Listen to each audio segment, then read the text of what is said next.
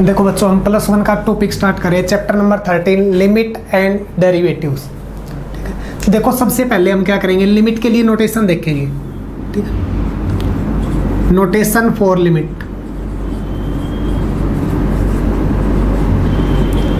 कोई भी फंक्शन मिलेगा उसके लिए लिमिट के लिए नोटेशंस क्या रहेगी, देख से f(x) कोई भी एक गिवन फंक्शन मिलेगा।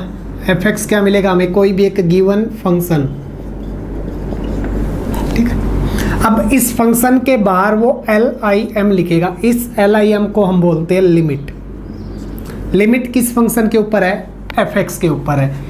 इसको हम ऐसे भी लिख सकते हैं LT लिमिट f(x), यानी कि लिमिट किस फंक्शन के ऊपर है, x के ऊपर है। अब ये देखो, लिमिट x फंक्शन के ऊपर है तो यहाँ पे मिलेगा x अप्रोचेज टू, जैसे a।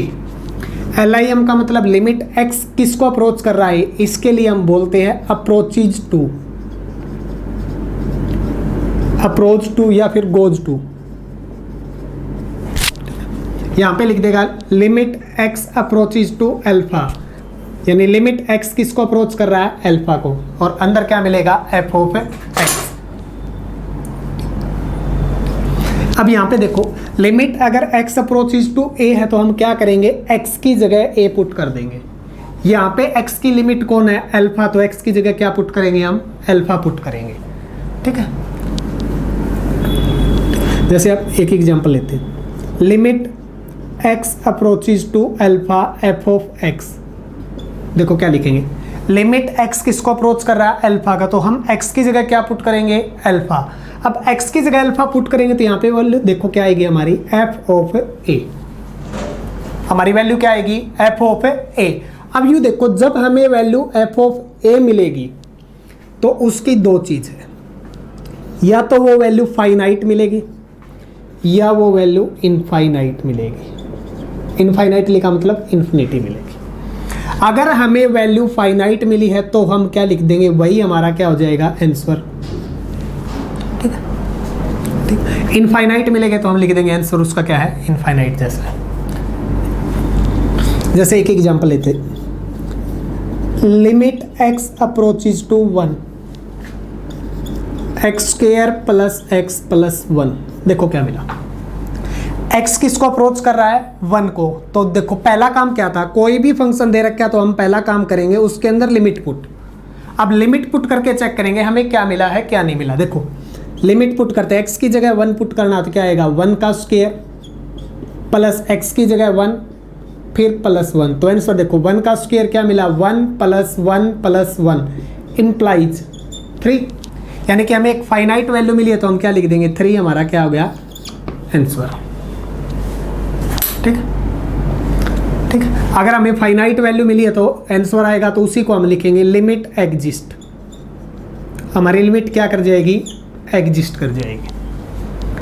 तो बच्चों देखो पहला काम हमारा क्या है, लिमिट की नोटेशन क्या रहेगी, LIM भी लिख सकता है या फिर LT भी लिख सकता है। तो ये नोटेशन हमारी लिमिट की रहेगी। अब लिमिट किसकी, x की, किसको अप्रोच कर रहा है, a को, तो x की जगह a पुट करना है। पुट करते ही हमें क्या मिलेगी, या तो वैल्यू फाइनाइट मिलेगी या इनफाइनाइट मिलेगी। फाइनाइट मिली तो क्या लिख देंगे, लिमिट एग्जिस्ट। इनफाइनाइट मिलेगी तो हम लिख देंगे limit does not exist. Exist नहीं करेगी, यानी कि इन्फिनिटी पे एग्जिस्ट नहीं करेगी। इसमें कोई दिक्कत हो। अब इसमें क्या होता है, देखो अभी तक तो हमारे पास एक सिंगल फंक्शन दे रखा है, कई बार फंक्शन डिवाइड में आ जाते हैं। ठीक है,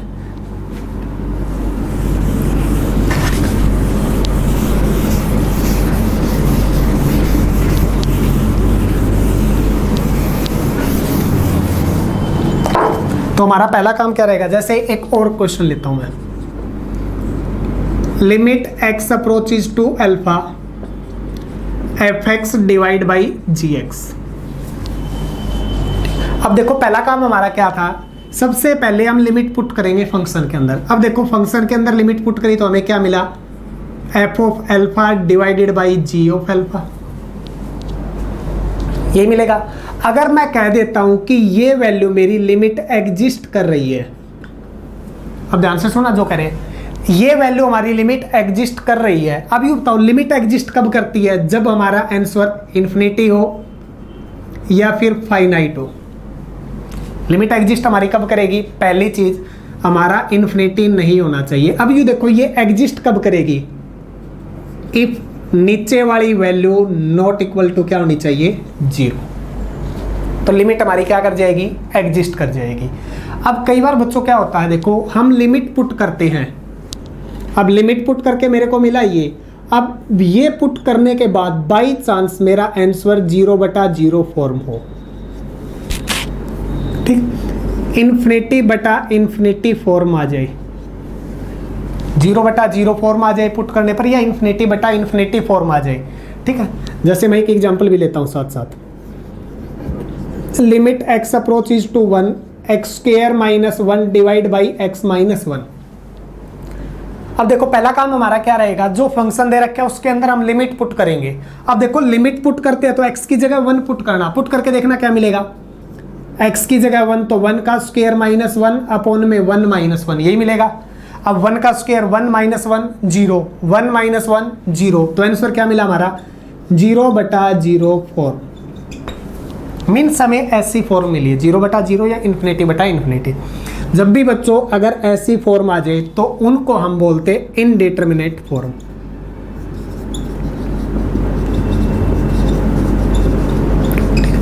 इनडिटरमिनेट फॉर्म, ठीक। और जब भी हमें इनडिटरमिनेट फॉर्म मिलती है तो हमें आंसर नहीं मिलता, उसको हमें आगे जाके सोल्व करना पड़ता है। अब सोल्व करने के मेथड हो गए, जब भी हमें 0/0 या इन्फिनिटी बटा इन्फिनिटी फॉर्म मिल जाएगी तो उसको डायरेक्ट आंसर नहीं लिखेंगे, उसको सोल्व करने के मेथड रहेंगे। पहला मेथड हमारा रहेगा फैक्टर मेथड, ठीक। सेकंड अपना क्या रहेगा, फैक्टर मेथड रहेगा। दूसरा क्या रहेगा, सब्स्टिट्यूशन मेथड।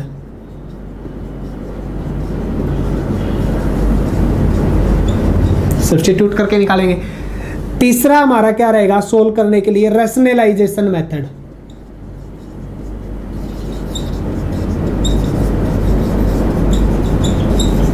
ठीक है। और कंपटीशन एग्जाम में हम एक फोर्थ मेथड को भी यूज करते हैं, LH रूल, जिसको बोलते हैं L hospital rule, but competition exam में यूज किया जाता है इसको, ठीक है। +1 +2 में डायरेक्ट सोल्व नहीं कर सकते इससे। अब देखो जब भी हमारे को 0/0 फॉर्म मिलेगी, इन्फिनिटी बटा इन्फिनिटी फॉर्म जैसी मिलेगी, तो हम क्या करेंगे, वहां पे हम फैक्टर मेथड बनाने की कोशिश करेंगे। अगर फैक्टर नहीं बनते हमारे से तो हम सब्स्टिट्यूशन मेथड अप्लाई करने की कोशिश करेंगे। अगर सब्स्टिट्यूशन मेथड भी अप्लाई ना हुआ तो बाई चांस रैशनलाइजेशन से सोल्व करेंगे। मीन्स 0/0 फॉर्म मिल गई तो हमें आंसर नहीं मिला, उसको सोल्व करना पड़ेगा आगे। अब जैसे इसी क्वेश्चन के ऊपर चलते हैं हम, x² - 1 अपॉन में x - 1 सोल्व किया तो 0/0 फॉर्म मिला। अब 0/0 फॉर्म मिला तो आंसर तो हमें मिलेगा नहीं। अब आंसर नहीं मिलेगा तो क्या करना पड़ेगा, इसको सोल्व करना पड़ेगा। अब सोल्व करने के लिए हम सबसे पहले चलते हैं फैक्टर मेथड की तरफ। देखो फैक्टर मेथड की तरफ अगर हम चलेंगे तो ऊपर वाले में देखो x² - 1 को हम 1 का स्क्वायर लिख सकते हैं, 1 को हम क्या लिख सकते हैं, 1 का स्क्वायर लिख सकते हैं। अब इसी को देखो हम क्या करेंगे, limit x approaches to 1 a² - b², ठीक है। क्या लिखा है, a² - b², क्या होता है, a - b into a + b होगा। अब a की जगह कौन है, x, और b की जगह कौन है, 1। तो बोलो a की जगह x है तो क्या लिखेंगे, x - 1 into x + 1 divided by नीचे कौन है, x - 1। x - 1 से x - 1 क्या हो चुका हमारा, कैंसिल। अब देखो कैंसिल होने के बाद लिमिट फिट पुट करके देखनी है, x की जगह 1 तो हमें क्या मिला, 1 + 1 = कितना मिला, 2, और 2 हमारा क्या हो जाएगा आंसर। यानी कि जब भी हमें 0/0 फॉर्म मिलेगी या इन्फिनिटी बटा इन्फिनिटी फॉर्म मिलेगी तो हम क्या करेंगे, फैक्टर मेथड अप्लाई करने की कोशिश करेंगे। नहीं अप्लाई हुआ, सब्स्टिट्यूशन अप्लाई करने की कोशिश करेंगे। सब्स्टिट्यूशन और फैक्टर दोनों ही ना हो, रैशनलाइजेशन की अप्लाई करेंगे और LH रूल अप्लाई करेंगे। वो कंपटीशन एग्जाम के लिए हमारे, ठीक है। स्कूल सिलेबस में नहीं यूज कर सकते LH रूल को। अब देखो इसके ऊपर क्वेश्चन स्टार्ट करते हैं।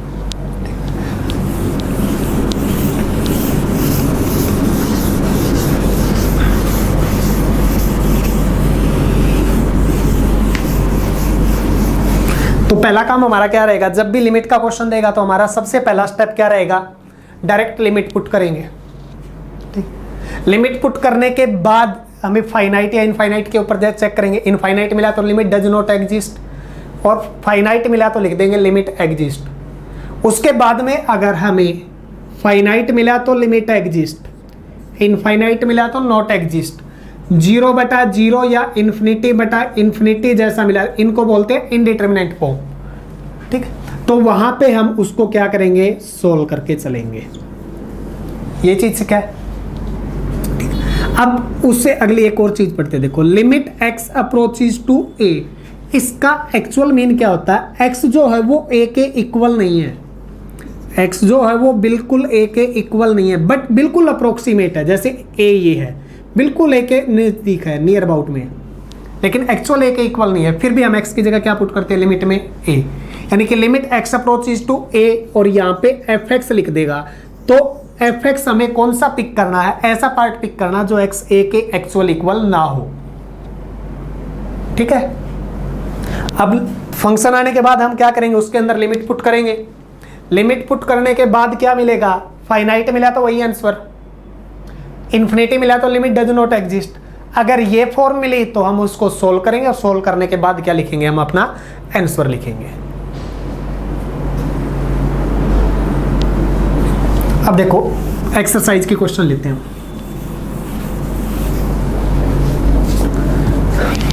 Exercise 13.1 question number 1। देखो क्या बोल रहा है क्वेश्चन नंबर 1 में,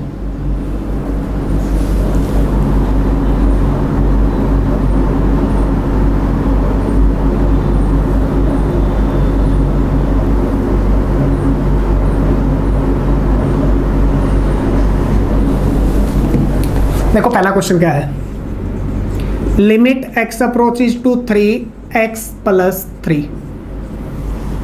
अब ये हमारा क्या, देखो x अप्रोचेस टू 3 हमने अभी सीखा था, क्या था, limit x approaches to alpha, और यहाँ पे था f(x). तो हमने पहला काम क्या किया था, x अल्फा है तो x की जगह अल्फा पुट किया था, ये मिला था। अब यहाँ पे चेक करो, x अप्रोचेस टू 3 है, यानी अल्फा की जगह कौन है, 3, fx की जगह कौन है, x + 3। तो वहां पे हमने क्या किया था, f(x) की जगह क्या लिखा था, अल्फा। अब पहला काम वही करते हैं, x अप्रोचेस टू 3 है तो बोलो बच्चों x की जगह पहला काम हम क्या करेंगे, 3 पुट। तो 3 + 3 इज इक्वल टू कितना आया, 6। अब ये फाइनाइट वैल्यू है तो ये अपना क्या हो जाएगा, आंसर लिख देंगे। ऐसे ही देखो क्वेश्चन नंबर 2 बिल्कुल सेम ऐसे ही है, लिमिट x अप्रोचेस टू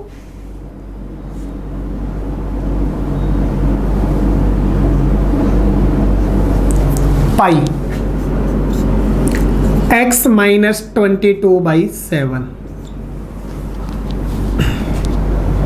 अब अगला काम देखो, x की जगह पाई पुट करना। x की जगह पाई पुट करेंगे तो देखो क्या मिलेगा, पाई - 22/7।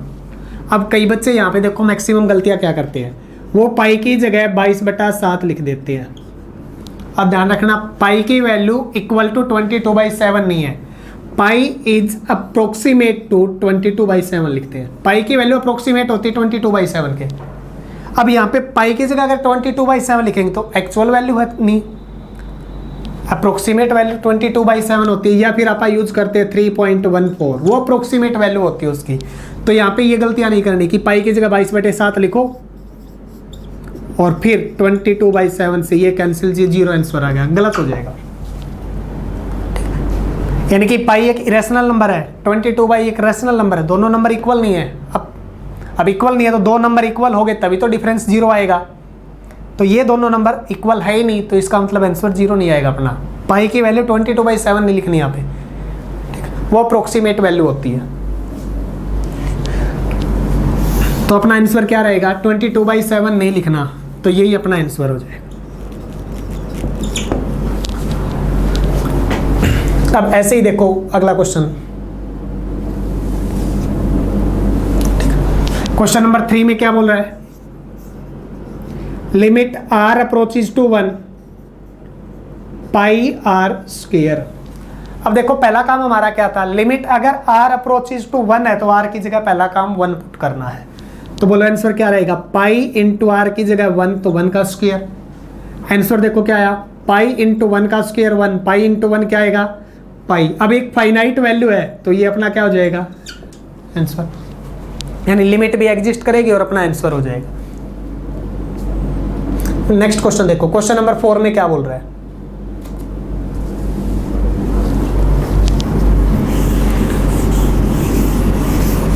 बिल्कुल सेम क्वेश्चन, इजी क्वेश्चन है। लिमिट पुट करो, पुट करने के बाद जो कंडीशन बताई है वो आ जाए तो उसको कैसे सोल्व करेंगे, अगर उससे एक्स्ट्रा है तो फिर डायरेक्ट सोल्व कर लेंगे। क्वेश्चन नंबर 4 में देखो क्या बोल रहा है, limit x approaches to 4x plus 3 divided by x minus 2। तो पहला काम हमारा क्या था बच्चों, देखो लिमिट पुट करनी है, पहले x की जगह 4 पुट करना है, तो 4 into 4 plus 3 divided by x की जगह 4 तो 4 माइनस 2। अब x की जगह 4 पुट किया तो 4 इंटू 4 क्या आया 16 प्लस 3 डिवाइडेड बाई 4 माइनस 2 2, कितना आंसर आया 19/2। अब फाइनाइट वैल्यू आया है तो ये अपना क्या हो जाएगा आंसर। अगर हमें 0/0 फॉर्म मिलती तो हम चेक करते उसको सोल्व कैसे करना है।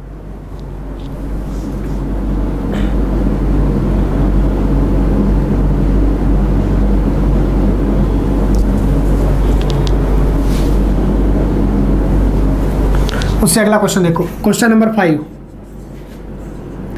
Limit x approaches to -1 x power 10 plus x power 5 plus 1 divided by x minus 1। अब देखो पहला काम हमारा क्या था, x की जगह लिमिट पुट करनी है। बोलो x की लिमिट क्या दे रखी है -1, तो x की जगह -1 पुट करेंगे, -1 power 10 -1 power 5 plus 1 divided by x की जगह -1। अब सोल्व देखो, -1 की पावर इवन नंबर, तो नेगेटिव नंबर की इवन पावर है तो आउटपुट क्या मिलेगा पॉजिटिव। नेगेटिव नंबर की इवन पावर है तो आउटपुट क्या मिलेगा पॉजिटिव। 1 की पावर 10 क्या होगा 1। नेगेटिव नंबर की ऑड पावर है तो आउटपुट क्या मिलेगा नेगेटिव। नेगेटिव नंबर की ऑड पावर है तो आउटपुट क्या मिलेगा नेगेटिव। 1 पावर 5 इसको क्या लिखेंगे हम 1 प्लस में 1 डिवाइड बाई -1 कितना हो गया -2। 1 से 1 कैंसिल, देखो क्या मिला 1 बाई -2 -1/2।